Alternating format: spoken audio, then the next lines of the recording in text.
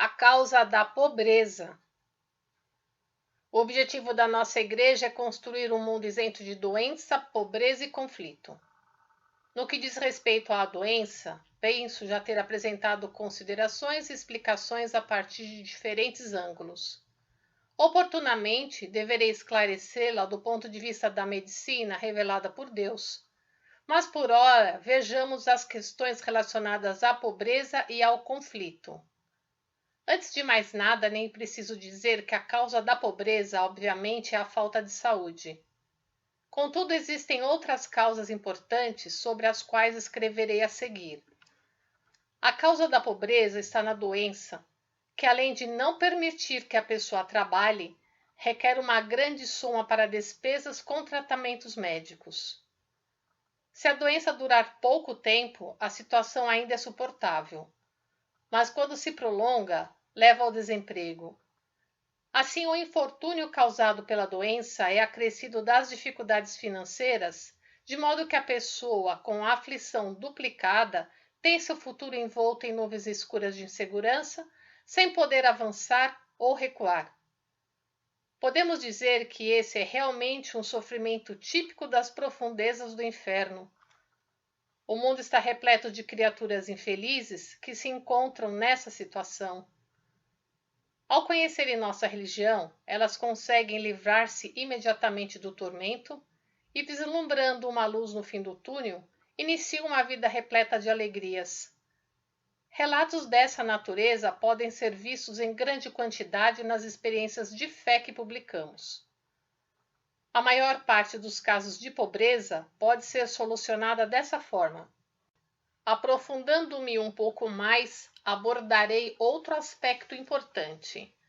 Para que possam conhecer o segredo para a solução definitiva do problema da pobreza, relatarei minha experiência sobre o assunto.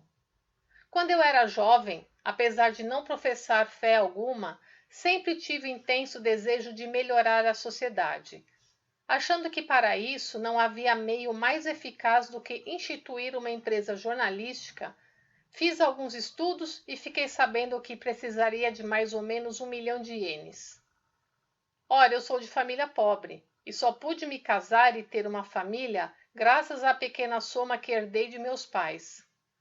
Abri então uma loja de miudezas a varejo, cuja metragem frontal era de 2,70 metros. Como os resultados de vendas foram bons, em pouco mais de um ano comecei um comércio por atacado e aproximadamente 10 anos depois eu era considerado bem-sucedido no mundo dos negócios. Por volta de 1919, meus bens somavam o equivalente a 150 mil ienes. Precipitando-me em conseguir logo a quantia necessária à abertura do jornal, quis dar um passo maior que a perna e acabei ficando com enorme saldo negativo devido ao fracasso que tive no empreendimento. Consequentemente, fui obrigada a desistir da ideia do jornal e recorrer à religião para confiar a Deus meus sofrimentos em decorrência das vultosas dívidas que se estenderam por aproximadamente 20 torturantes anos. No entanto, hoje vejo que tudo isso constituiu minha prática ascética. Em geral, os religiosos se isolam nas montanhas, banham-se em cascatas e fazem jejum, mas acho que minha prática ascética foi muito mais difícil e sofrida que a deles. E não foi apenas 1 ou 2 vezes que me vi na mais profunda pobreza. Vou revelar a filosofia da pobreza que consegui intuir nessa época. Além da doença, as dívidas são a causa da pobreza. Cheguei à conclusão de que se não as contrairmos, jamais ficaremos pobres. Ora, quando se toma dinheiro emprestado, é certo que chegará o dia em que se tem que pagá-lo. A quantia a restituir é definida, mas o dinheiro que se deveria ter nem sempre entra no prazo previsto. Aí é que os cálculos se desencontram. Quando se faz uma dívida, correm juros infalivelmente todos os dias, até que ela seja liquidada completamente. Por conseguinte, ainda que os cálculos mostrem um ganho considerável, subtraindo-se os juros, não haverá o lucro esperado. Além do mais, a dívida acarreta um abalo psicológico e uma constante intranquilidade espiritual que, embotando a inteligência, torna impossível o surgimento de boas ideias. Assim sendo, podemos afirmar que a causa da maioria dos fracassos e da pobreza na sociedade está no endividamento. Depois que concluí a respeito dessa realidade, digo sempre às pessoas: se você tiver 100 mil ienes, empregue no negócio apenas 1/3 dessa quantia, isto é, 30 mil ienes. À primeira vista, essa forma de empreendimento parece modesta, mas com o tempo acaba crescendo.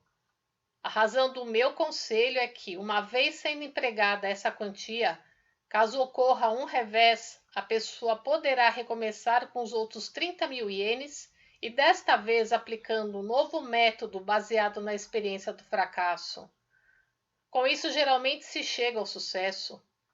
Mesmo que eventualmente o empreendimento incorra em um novo fracasso, ainda restarão à pessoa os últimos 30 mil ienes. Se ela fizer nova tentativa, é certo que será bem-sucedida. No entanto, se tiverem 100 mil ienes, as pessoas, em sua maioria, começam o negócio empregando o total da quantia. Às vezes até fazem empréstimo de mais 50 mil.